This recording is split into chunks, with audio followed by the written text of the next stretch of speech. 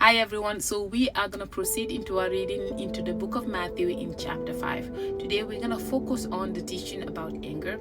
As you recall in our last reading, we're still in the book of Matthew chapter 5. Jesus gathered his disciples and began to teach them, and then started with the Beatitudes, where he laid a pronouncement of blessings there and gave us designation as to who we're supposed to be as salt and light, and then proceeded to also guide us through the law, specifically highlighting very key details about it. And now we're going to proceed into more of his teachings, and this one is very focused on the teaching about anger. It begins in verse 21 and it concludes in verse 26. So we're going to begin in verse 21, and it says, "You have heard that our ancestors were told, 'You must not murder. If you commit murder, you are subject to judgment.' But I say, if you are even angry with someone, you are subject to judgment. If you call someone an idiot, you are in danger of being brought before the court. And if you curse someone, you are in danger of the fires of hell.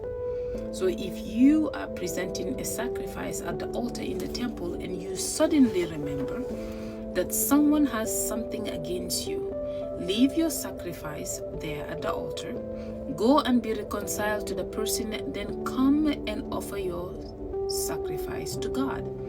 When you are on the way to court with your adversary, settle your differences quickly.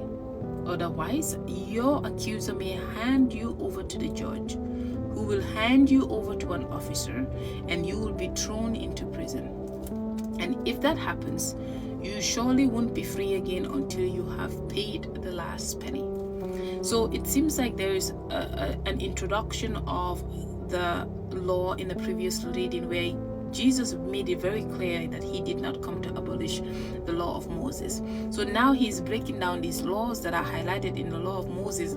So I wanted us to read Genesis. I know we're not in the Old Testament yet, but there were some key things that I wanted us to touch on in Genesis.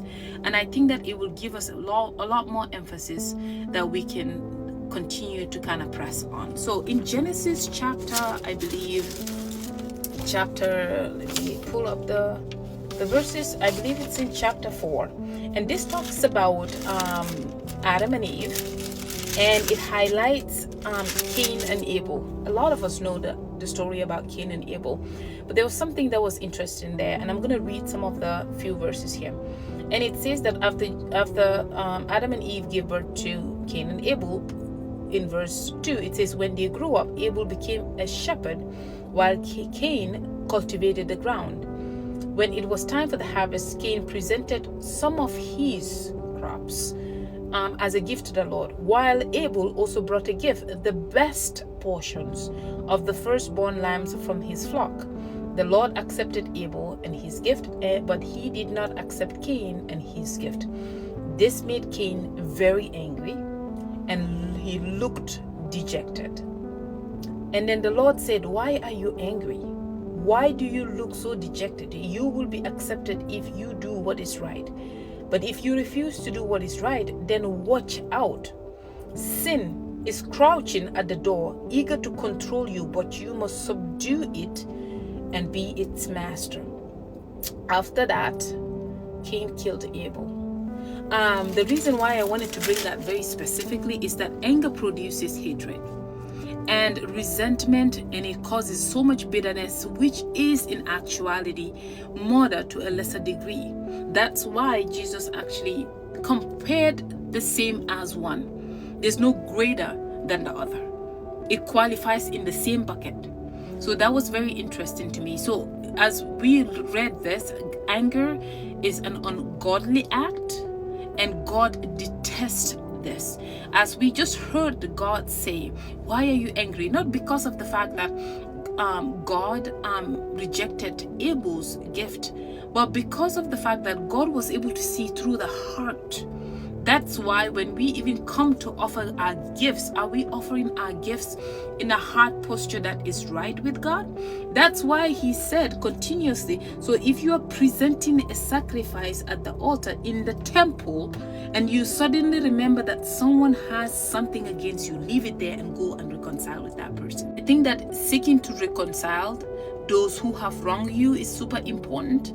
Our worship is to be pure and blameless. I don't know whether you recall in the book of Matthew when we talked about the wise men that came from the eastern lands, came and brought worship to the Lord. What they did was, when they got to the place Jesus was, they saw him and they were filled with joy.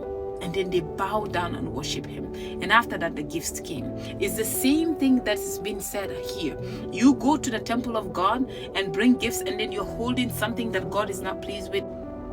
So, and one of the key things that I wanted to highlight here is Christ, Jesus, guarantees us access to God. But these things that do not glorify God cannot tag along with us. And once you actually begin to take your journey with him, the walkings of renewing your mind takes place as we learn to grow with God and know him and become more like him, like he said in the beginning, that he made us in his image, so that it's not a reflection of the world, but a reflection of who he is and who he intended us to be. I have struggled with anger my entire life. God is still working with me, but hey, I can tell you that he has actually chopped off quite a lot of the things. I will hear one thing that did not sit well with me and I will be angry and there will be malice. So I'm telling you from experience, the Lord himself does not leave you for you to walk this walk. You cannot even do it by yourself. You need him to guide you through it. So today I would leave you with that, because I think this is an important aspect, because it tends to trickle in. It tends to take root very quickly, and it's important that that seed is removed before it actually